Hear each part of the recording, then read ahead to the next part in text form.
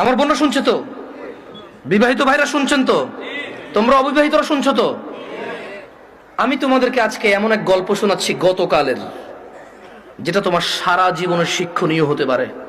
আর আজকের দিনে আমি বিলিভ করি, যদি আমি এরপর আর একটা বক্তব্য না দিই, একটা হাদিস, একটা আয়াত না বলে, যদি ওয়াখির দাওয়ানা আলহামদুলিল্লাহি রাব্বিল আলামিন বলে চলে যাই, আমার এখানে আসা সার্থক। যদি তোমরা বুঝতে পারো আমার কথা, তোমরা মনোযোগ দিয়ে শোনো। তো বললো যে আমি বেশ কিছু হুজুরের কাছে যতটুকু আমাকে বলেছে যে আমি আহমদুল্লাহ হুজুরকে মেসেজ করেছি, উনি রিপ্লাই করেনি। আমি আজহারি হুজুরকে মেসেজ করেছি, রিপ্লাই করেনি। আমি আব্দুর রাজাক বিন ইউসুফ হুজুরকে মেসেজ করেছি, উনি রিপ্লাই করেনি। আমি কুয়াকাটা হুজুরকে মেসেজ করেছি, রিপ্লাই করেনি। আপনি জামশেদ মজুমদারের ফেসবুকে মেসেজ করেছি, রিপ্লাই করেননি। এর মধ্যে কেউ রিপ্লাই দেয়নি। আপনি আমাকে ওয়ালাইকুম আসসালাম রিপ্লাই দিয়েছেন হোয়াটসঅ্যাপে মেসেজ দেওয়াতে। আমাকে একজন হুজুর বলল আমি আমার স্বামীর সাথে থাকতে পারবো একটা হারাম কাজের মাধ্যমে। কি কাজের মাধ্যমে? হারাম কাজের মাধ্যমে। আমি চিন্তা করলাম, হুজুর যদি বলে হারাম কাজের মাধ্যমে থাকতে পারে, তাহলে হুজুর নিজে তো এটাকে হারাম বলছে, জিনিসটা কি?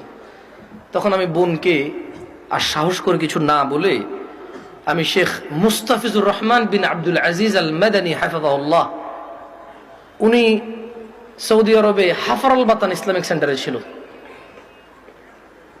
খুব আদর করে আমাকে।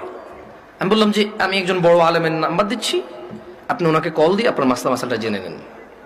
আমাকে আপনার পুরো কথা খুলে বলার দরকার নাই, আপনি ওনার সাথে ডিসকাস করেন। ঠিক 2 ঘন্টা বা 3 ঘন্টা পর উনি আমাকে মেসেজ দিল যে হুজুর আমি একটু আপনার সাথে কথা বলতে চাই। আমি বললাম যে আমি আপনার সাথে কথা বলবো না, আমি আপনাকে যার নাম্বার দিয়েছি, যদি ওনার কথায় আপনার কিছু বুঝে না আসে, তাহলে আমার কথা আপনার বুঝে আসবে না।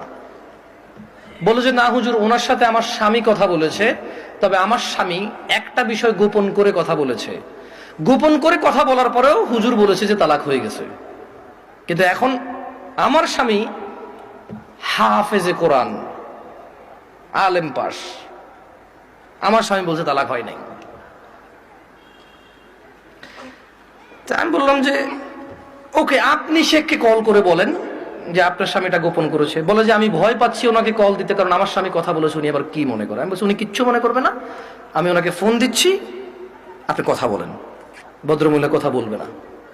তখন জোহরের টাইমের সময় হয়েছে, আমি ফোন দিলাম। এবার মানে আমার একটু মেজাজ খারাপ হয়েছে। কি খারাপ হয়েছে? মেজাজ খারাপ হয়েছে। ওই ভদ্রমহিলা আমাকে বারবার বলতে চেষ্টা করতেছে যে আমার একটা বাচ্চা আছে, যদি এখন আমরা স্বামী স্ত্রী আলাদা হয়ে যাই, আমার বাচ্চাটার কি হবে?